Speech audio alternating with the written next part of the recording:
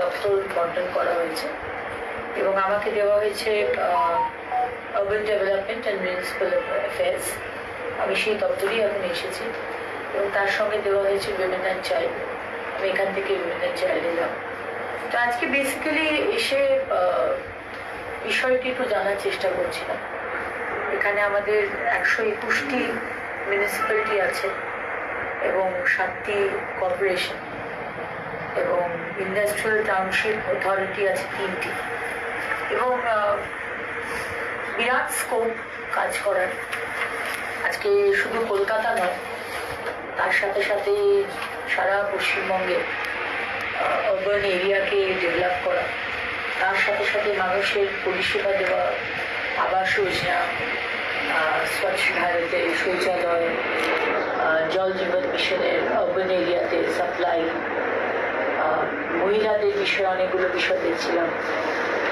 প্রচুর স্কোপ, গঙ্গার যে ডেভেলপমেন্টের কাজ, গঙ্গার তারে তারে বিরাট ট্যুরিজম করা যায়, বিরাট ডেভেলপমেন্ট করা যায় গঙ্গাকে নিয়ে, কিন্তু কিছুই হয়নি, সেটাও দেখছিলাম।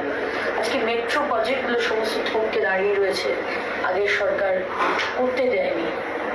সেই সমস্ত কাজ আমরা আবার শুরু করবো এবং আজ থেকে আমাদের চিংড়িঘাটা যেটা থমকে দাঁড়িয়েছিল সেটা আজ থেকে চালু করে পারমিশন দিয়ে দেওয়া হয়েছে। 4টে নতুন নর্থ বেঙ্গলে দার্জিলিংকে নিয়ে আরও 3টে সিটিকে নতুনভাবে ডেভেলপ করা হবে, তো সেটি এর মধ্যে রয়েছে। এবং বিভিন্ন যে ওয়েটল্যান্ড যেগুলো আমরা দেখি, যেটা আমরা দেখলাম বাউ মোমোর ফ্যাক্টরি, ওয়েটল্যান্ডকে বুঝিয়ে আজকে বিভিন্ন ফ্যাক্টরি তৈরি করে, গোডাউন তৈরি করে এবং প্রায় 30 জন মানুষ ডুবে ছাই হয়ে গেল। সেই ওয়েটল্যান্ড এই দপ্তরে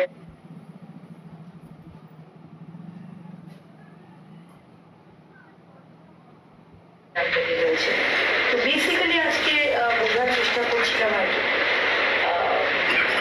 কি কি করতে পারে। প্রচুর কিছু করার রয়েছে।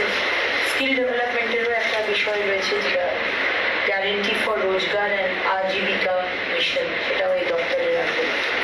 তো মাননীয় মুখ্যমন্ত্রী শুভেন্দু অধিকারীর নেতৃত্বে আমরা প্রত্যেকটি বিধায়ক যা যা প্রতিশ্রুতি আমরা দিয়েছি আমাদের সংকল্পপত্রে, আমরা প্রত্যেকটি প্রতিশ্রুতি আমরা ইমিডিয়েটলি, এরকম নয় যে চলছে তো চলছে, আজকেই মাননীয় মুখ্যমন্ত্রী বলে দিয়েছেন 1 জুন থেকে